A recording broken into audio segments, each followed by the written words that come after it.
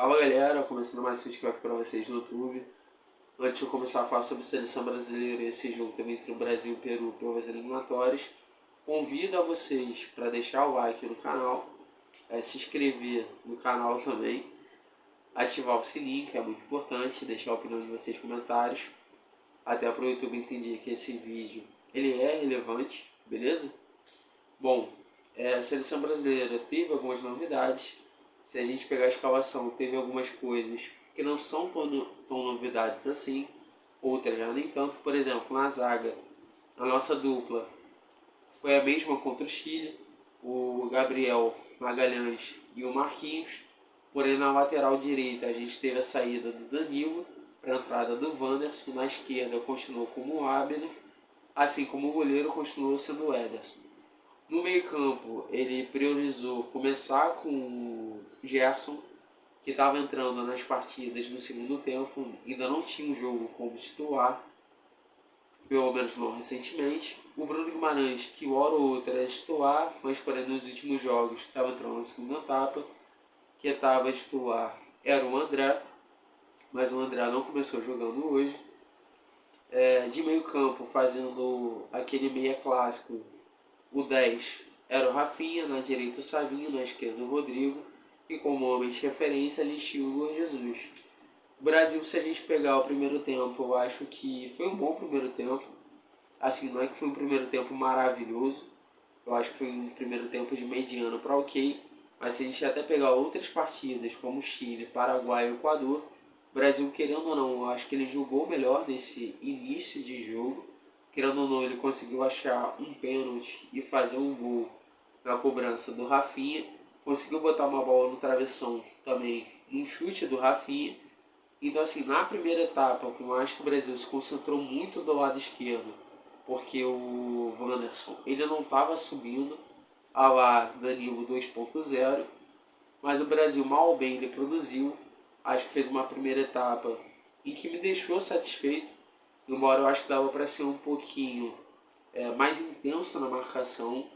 Tem uma transição um pouquinho mais rápida da defesa para o meio, do meio para o ataque, mas é um primeiro tempo que me agradou.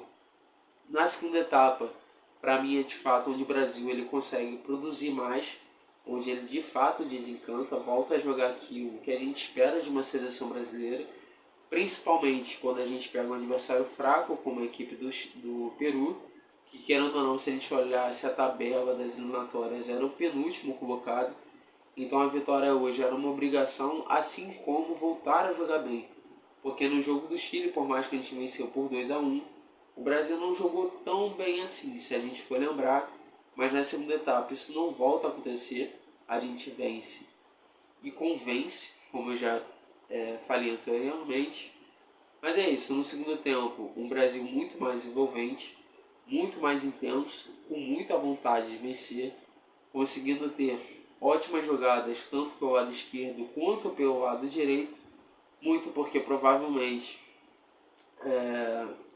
na segunda etapa o Dorival deu um puxãozinho de orelha no Wanderson para ele auxiliar um pouco mais o Savinho, afinal ele é lateral no zagueiro, para ele subir ali de vez em quando. Então o Brasil conseguindo atacar pelas suas duas pontas e conseguindo ter ótimas trocas de passes pelo meio, tanto com o Gerson, que para mim ele fez uma boa partida hoje.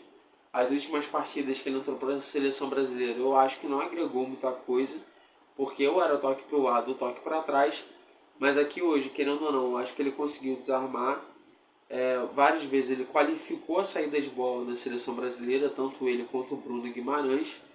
Então, assim, conseguindo essas boas transições de troca de passes pelo meio e conseguindo ter profundidade pelas duas pontas, o Brasil, na segunda etapa, ele consegue fazer um gol relativamente cedo, de pênalti também, assim como com o Rafinha, um lance que também foi muito pênalti, algo que contestado os dois pênaltis no primeiro tempo e nesse no segundo. O Rafinha, como falei, ele vai para a cobrança, ele consegue converter. É a terceira partida dele pela seleção brasileira, onde ele marca 2 gols. Depois disso, a seleção peruana, que a gente sabe que já tem os seus pontos negativos, digamos assim, as suas deficiências, no caso, fica perdida em campo, ou a seleção brasileira consegue tirar muito bem aproveito dessa situação, tanto que consegue fazer 2 gols e fazendo assim um placar de 4-0. Esses 2 gols foram 2 jogadores que entraram na segunda etapa. O Luiz Henrique repetindo a atuação que ele teve contra o Chile, onde ele entra no segundo tempo, embora ele entra muito bem e consegue fazer o gol que qualifica a vitória pra gente. Aqui não é diferente, ele entra, mal ele entra, acho que uns 4 minutos depois, assim que ele pisa em campo, ele faz um baita de um golaço. O Andréas, que também entra na segunda etapa, eu acho que é um jogador que eu gosto, acho que é uma posição que a gente precisa hoje, porque não dá para depender só de Paquetá, com todo respeito. Mas enfim, ele entra muito bem, eu acho que merece uma titularidade, querendo ou não, coisas boas saem do pé dele. Ele faz um golaço de voleio, a lá Bebeto. Depois disso, a seleção brasileira ainda tem a entrada do Matheus Pereira, é a mesma posição aqui do Andréas, é um meia clássico. Eu acho que a seleção brasileira está um pouco carente. Nem sempre eu acho que dá para contar com o Paquetá, porque ele não vem jogando bem. O pouco que ele entrou em campo já demonstrou o jogador que ele é, porque ele quase faz um golaço. O Endrick também entrou faltando alguns minutos, embora eu acho que poderia ter entrado mais cedo, porque assim, o Gol Jesus, não acho que ele fez uma partida ruim hoje. Eu acho que ele até fez uma partida boa, se movimentou bastante, procurou para se dar opção, não ficou ali preso na banheira, digamos assim. Porém, eu acho que ele fez uma partida discreta, então eu poderia botar um Endrick, que vem arrebentando no Real Madrid, várias vezes saindo do banco.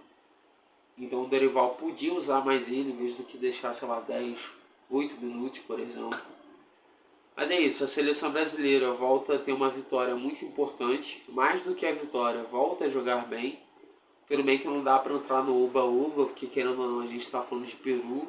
Então assim, é uma seleção fraca, na teoria era pro Brasil vencer, acabou dando a lógica.